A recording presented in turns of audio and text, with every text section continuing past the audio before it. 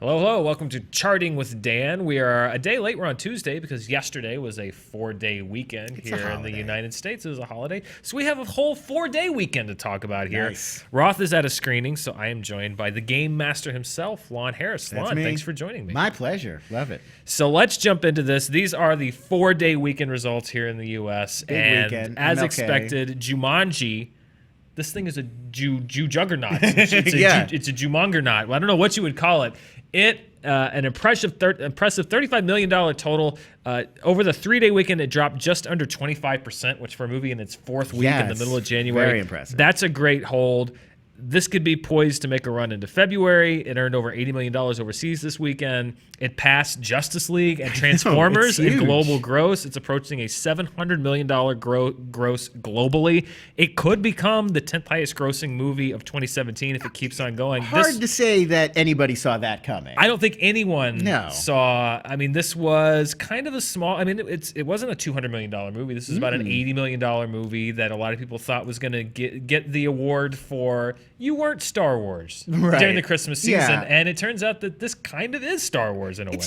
I didn't feel like Jumanji had that kind of a built-in fan. I mean, I know a lot of people remember the '95 version, but I didn't feel like it was a property people were like so intense on. I think it's just doing well because it's people liked it. Well, you know, when Roth and I reviewed the movie, the main thing that we came out of the movie saying was like, this movie is so smart because it knew what it had, and it had great personalities, and it let them do so much and just have fun with it. And just they played to their strengths. They knew how to write for these actors, and the movie is, you know, it wasn't my favorite movie of 2017, but it's a blast. It's a good time, and it turns out that's what people kind of were looking for. Yeah, and then it's interesting, the knock on the 90s Jumanji, which I agree with, is that it was too effects focused. It was these big set pieces, and there wasn't enough of the human comedy, Robin Williams getting to do stuff, and they really did kind of course correct for this one. They let it be more about the comedy and the characters and weren't so focused on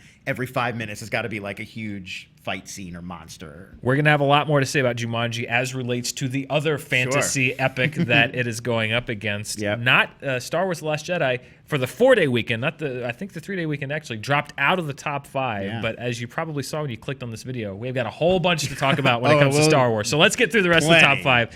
The Post, a movie that won the per-screen average last weekend, expanded nationally, put up a nice $23 million gross over 4 days. That's bigger than the BFG and Bridge of Spies opened for Spielberg. So I think Streep and Hanks probably a lot to do with that. Streep and Hanks. Hard to sell Mark Rylance and Little Girl quite as easily. Yeah, a little tougher than of a sell. Well, the BFG, I mean, that's a movie that opened in the summer that I think Disney certainly thought was going to be a huge movie moneymaker, which was not. The Post is something that I think is just it's current. You have great stars. You've got the Spielberg. It's also not a bad movie. That helps. No, it's a great movie. Yeah, I mean, huge cast. It feels relevant politically. There's a lot of going for it. Continuing to hold its own, more than hold its own, The Greatest Showman. It actually went from 4th to 3rd when you factor in the 4-day weekend.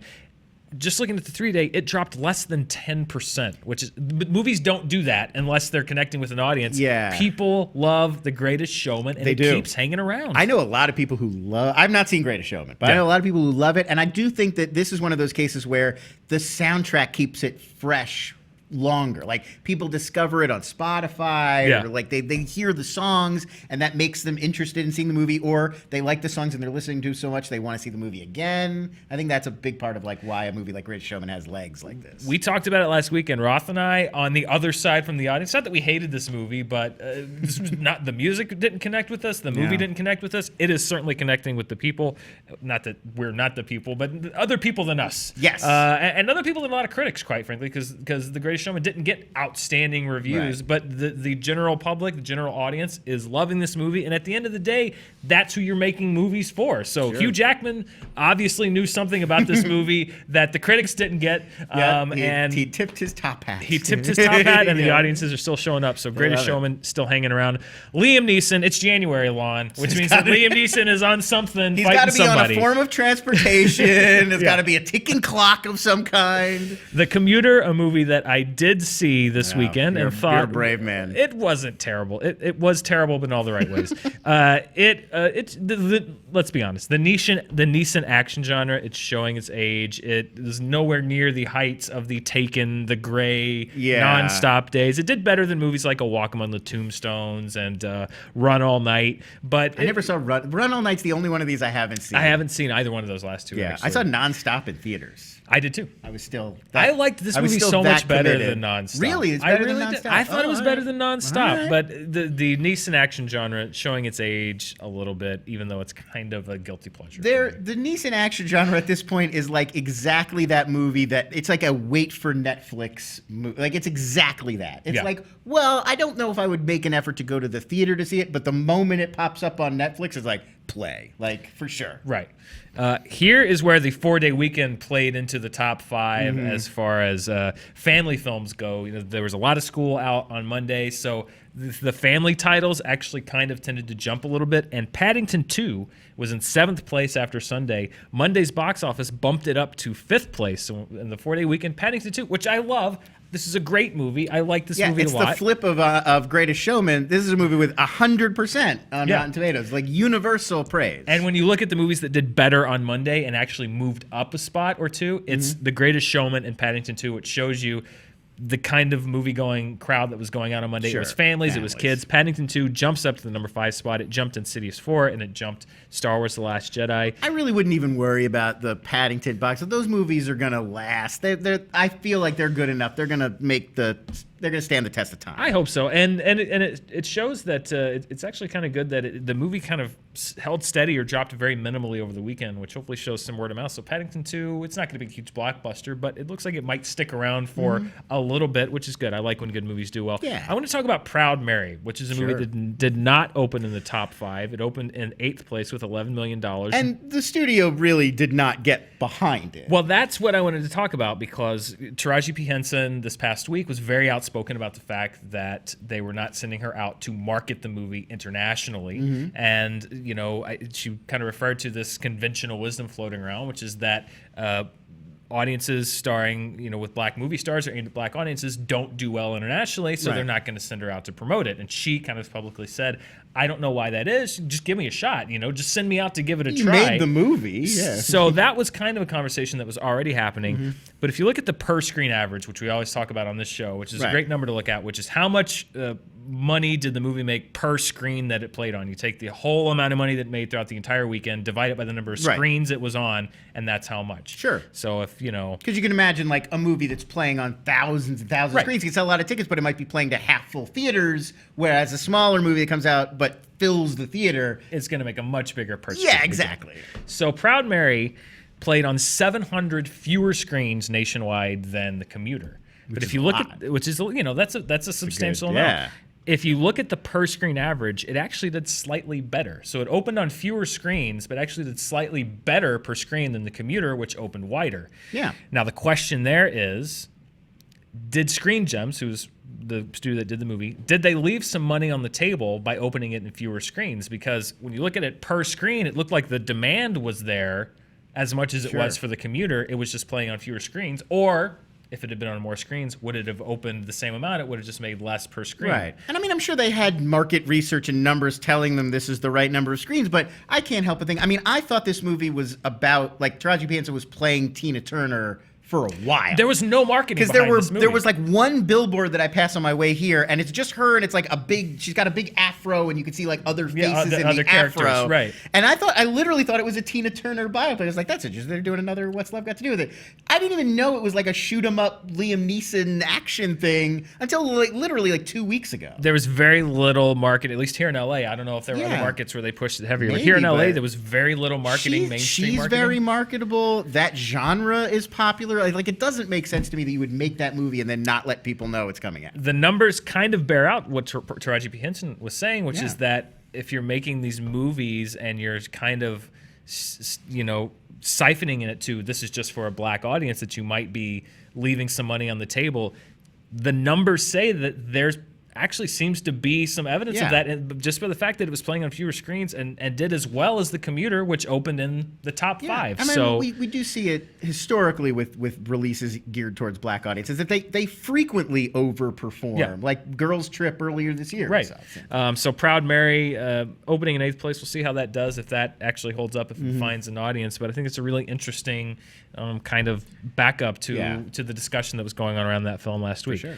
Speaking of per screen, let's look at the movie that won the per screen crown this week, and it was Paul Thomas Anderson's Phantom Thread. It expanded by about 50 theaters and took the per screen average $22,440. That movie expands into 500 more theaters this week. So if you're looking for Phantom Thread, it's starting to go wider and wider. It was number 10 on my list, my favorites from last year. I liked it a lot. I loved it. It does feel a bit like a movie where I'm interested if Americans are going to like really connect with it. It's very British. It has a European sort of style. Reminded me almost like a Merchant Ivory kind of film. A little bit, yeah. And I feel like it is not a difficult film or an esoteric film. Like, it's not hard to parse, but I feel like you got to kind of give it. You got to kind of let it wash over you. And I don't know, Americans aren't maybe the most patient. Some other Oscar nominees or potential Oscar nominees and some awards winners. 3 Billboards Outside Ebbing, Missouri took a huge expansion. It expanded to about 700 more screens. It's got a lot of heat on it. It's got a lot of heat on it. It had a big uptick in business. I, Tonya, and Lady Bird, Call Me By Your Name, all movies that expanded to, not a whole lot of screens, but some more screens also saw an uptick of business. So as Oscar nominations get closer, you're starting to kind of see which movies are strategically we can already see these focus. are some of the ones that are really pulling away, like very strong contenders. Oh, that's interesting.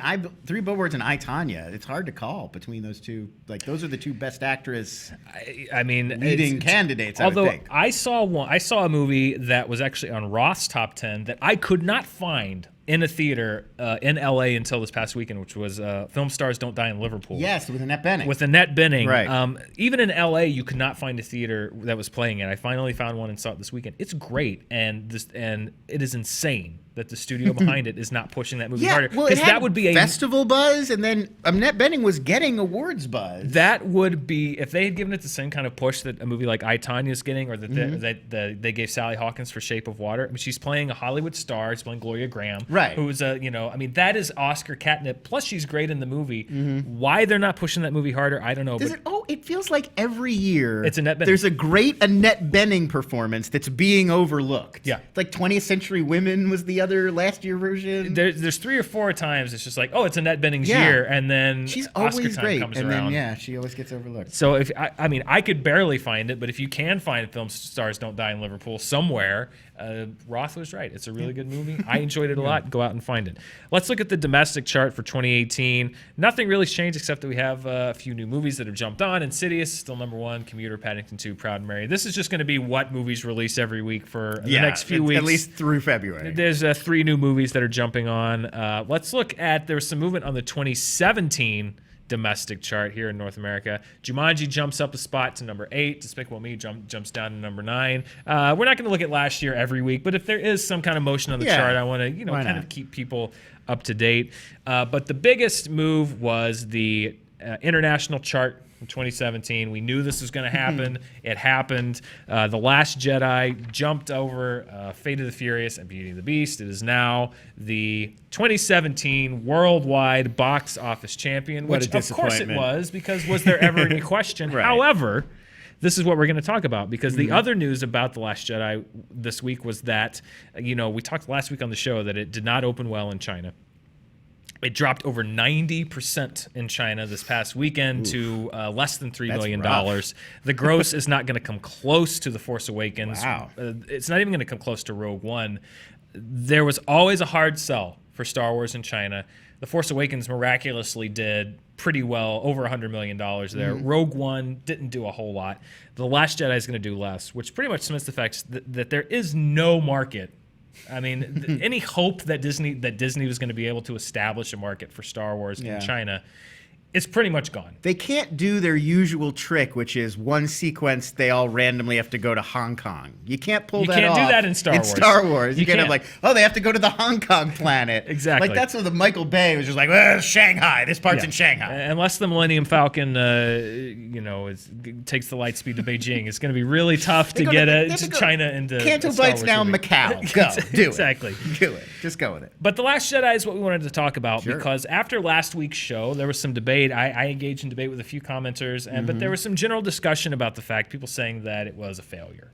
Or that it wasn't performing well. Underperforming or a disappointment. There's been a lot of that kind of talk. Right, a lot of talk like, is The Last Jedi a disappointment? Is it underperforming? Is it a flat-out flop? And it's always like, it's because a lot of people didn't like it, and they would like the box office to line up with their own... And that's what I saw a little bit of. People were kind of taking the numbers and bending it a little bit, saying like, well, because of this and this, then it's not doing well. And they like it as an evidence point. But it kind of sparked some, because you know me, I love numbers. I did want to look at the numbers and see, like, how is it performing? Not only is it, underperforming, how is it performing compared to other movies? Is there some merit to this idea that The Last Jedi is either a disappointment or underperforming? So I looked at a few different metrics. I'm going to talk to you right now. If you like numbers, get ready, because there's going to be a lot. And I have some conclusions that I've drawn. First of all, let's look at the domestic picture.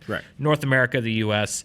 And the one thing I wanted to look at is the thing about the legs. Like, is word of mouth hurting this movie as it goes on? So I wanted to look at the average drop per weekend. So what percentage amount does the movie drop every weekend? That was the big story the second weekend that The Last Jedi was out, particularly because Christmas Eve was on a Sunday. That day, that looked like a massive drop because nobody really goes on Christmas Eve. There were big numbers on Christmas that kind of offset that. But that was the first kind of story on The Last Jedi. It was like, the drops on this movie are huge. Right, and the immediate word of mouth is definitely going to cause like a second week drop. Like there was a lot of negativity out. Well, and because of the way the holidays fell, it was really hard to look at it based on 1 or 2 weeks. How is it dropping on average? Because New Year's Eve is on a Sunday, Christmas Eve is on a Sunday. So we're now 5 weeks into the release of The Last Jedi. I think you can average out a little bit based on the other movies, how it's done. So that's what I'm going to look at first. How much every weekend is it dropping on average? And it's actually running almost exactly even with The Force Awakens. Force Awakens averaged a drop of 38.7%. Last Jedi 38.6%. So on average, it's dropping about the same as The Force Awakens. The difference being, of course, The Force Awakens was making much bigger grosses. It opened bigger. It was making more money per day. It's actually right now running almost even with Rogue One, but Rogue One's daily grosses are kind of starting to overtake The Last Jedi, which is something we're going to talk about in a minute. Yeah, that's really interesting. Rogue One actually held better weekend to weekend than either one of them by almost 10%. Rogue One's average drop weekend to weekend was 28.6%. That's almost 10% better. A lot of that's because Rogue One opened lower. Smaller, But still, an average drop of 28.6% is not a bad drop. It kind of shows you that movie had a bit of a longer tail as far as not quite as much of a burst of everybody saw it in the first 2 weeks, and then it just dropped off precipitously. It was a little bit more of an even keel. It's interesting, too, because that, like, Force Awakens was pretty much universally praised. Both critics and audiences were sort of largely positive about it. Rogue One and Last Jedi both had that backlash after they came out. There was initial positivity, and then there was a lot of, like, this isn't that good. Yeah. Well, the other thing that I wanted to look at, beyond just how it's doing week to week, is the idea of how it does. You get that initial pop of the premiere, and then how it does after that. So I wanted to look at how much money the movie made in its first week of release, calendar week, Friday to Friday, and how much of that was up to its current run, like its total, its domestic total. So all of these movies I looked at, Last Jedi's been out for 32 days. I looked at the top 10 domestic moneymakers of all time.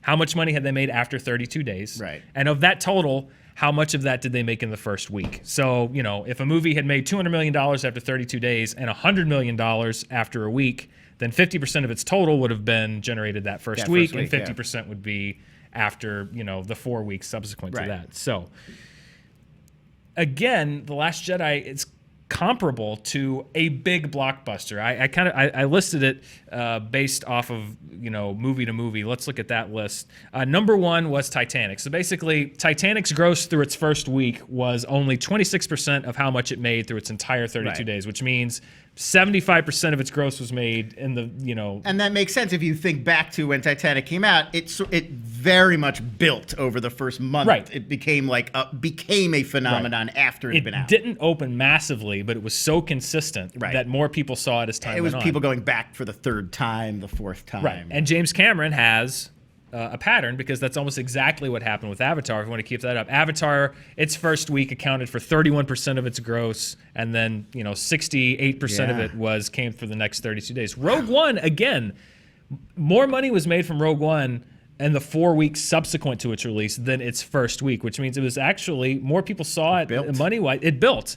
But then this is how it kind of goes. Force Awakens, Finding Dory. And again, if you look at The Last Jedi, it's performing almost exactly on par with any of these other recent movies that have huge record-setting opening weekends. We're only talking a 6% differential from the number 3 spot to the number 9, 10 spot. Right. I mean, you're not talking about huge gulfs. So again, what you're looking at here is, of all the money that The Last Jedi has made so far, 54% of that money was generated in its first week of release. Yeah. And then the remaining 46% of it has earned in the 4 weeks since. So that does show that the majority of its money was made right now in its first week.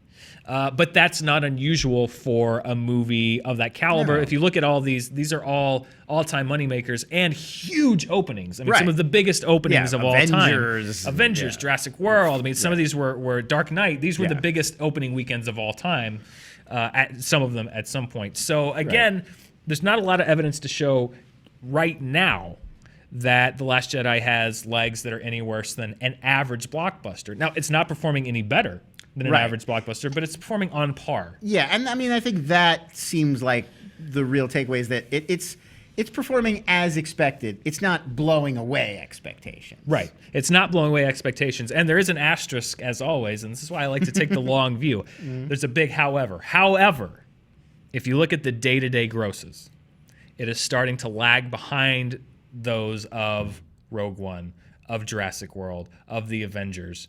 So I think that gulf is going to start to widen a little bit.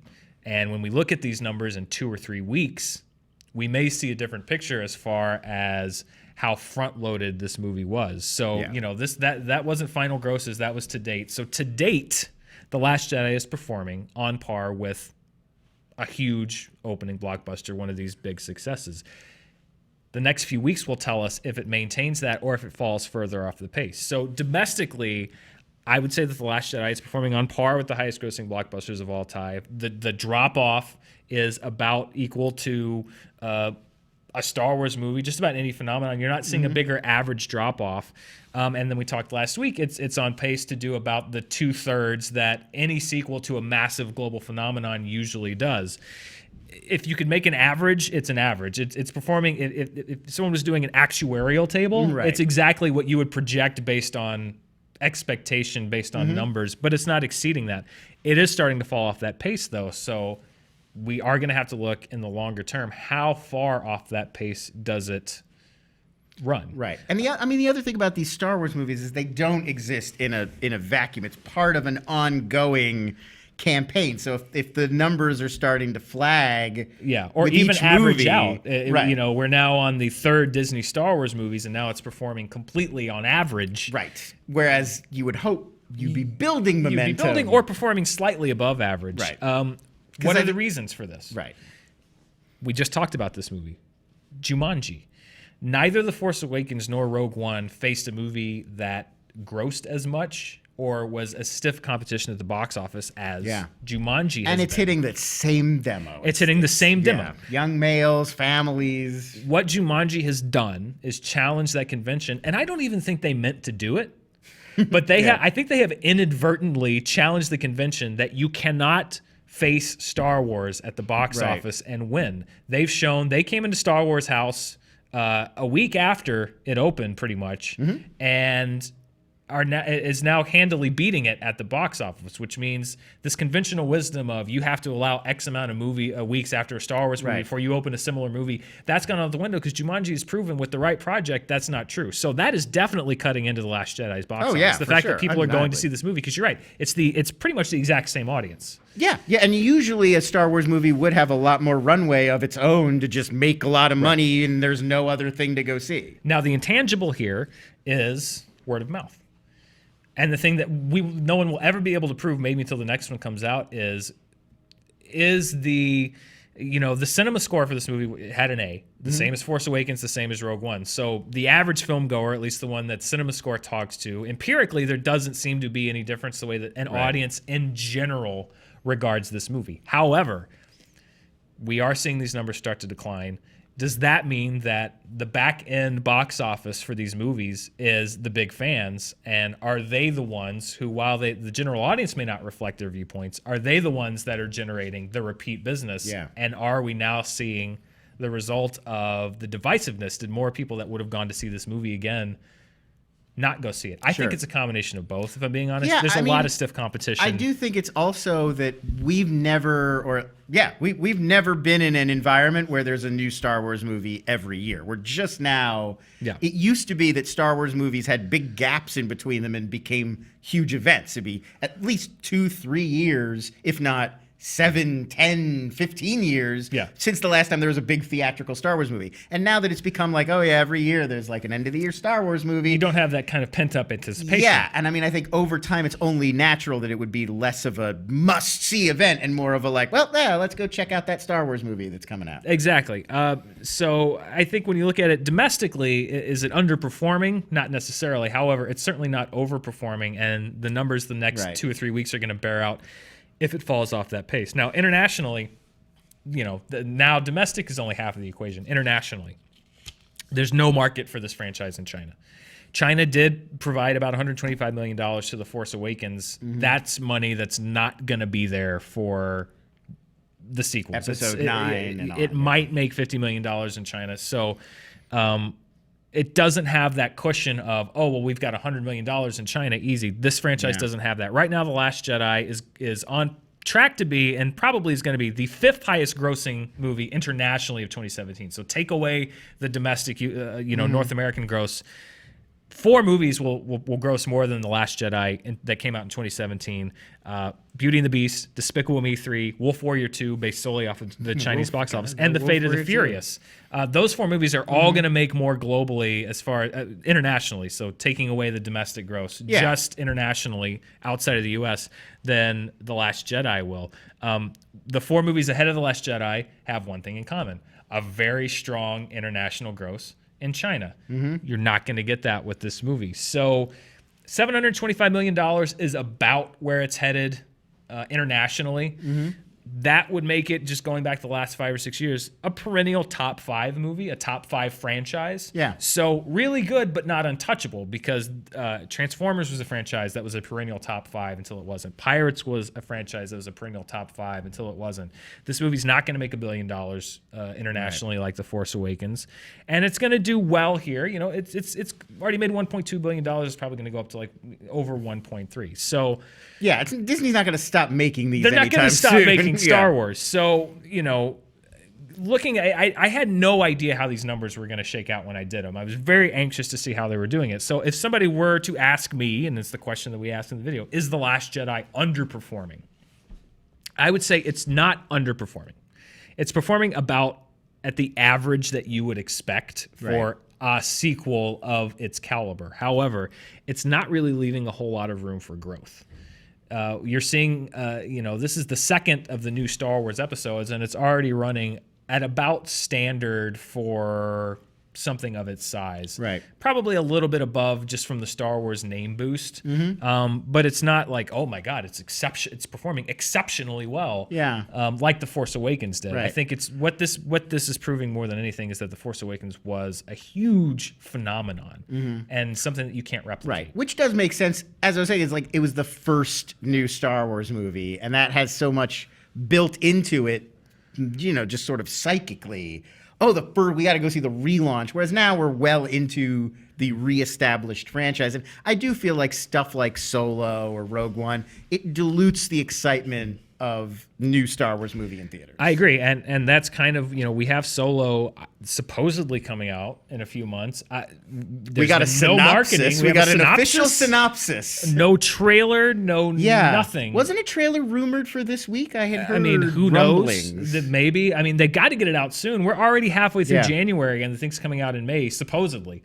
I feel like maybe that won't happen. I mean, who knows? The longer we don't have anything for this movie, the more I'm thinking, like, is Disney saying we need more time with this? Because there are a lot of question marks. But with Solo uncertain, when you mix in the fan reaction to this movie, some exceedingly positive, some exceedingly negative, if looking at the numbers, if you're going to ask me the question, is The Last Jedi underperforming? I would say that it's not. However, I do think coming out of The Last Jedi, looking at the numbers, what I would come away with if I were Disney is that this idea that Star Wars is a bulletproof global juggernaut is not necessarily long-term going to be the truth, because you've seen with Jumanji domestically, and then other franchises internationally outgrossing The Last Jedi, and the fact that it has no presence in China, which is a huge market for box office dollars. It's not the bulletproof juggernaut that I think many assumed that it was. And I think that is what people should come out of The Last Jedi kind of anticipating, is this is not something that every single movie is going to set a new standard, that every single movie is going to blow everything out of the water. And I would honestly be I would be keeping an eye on things, because you can't just go on autopilot if you're Disney, because audiences can be fickle.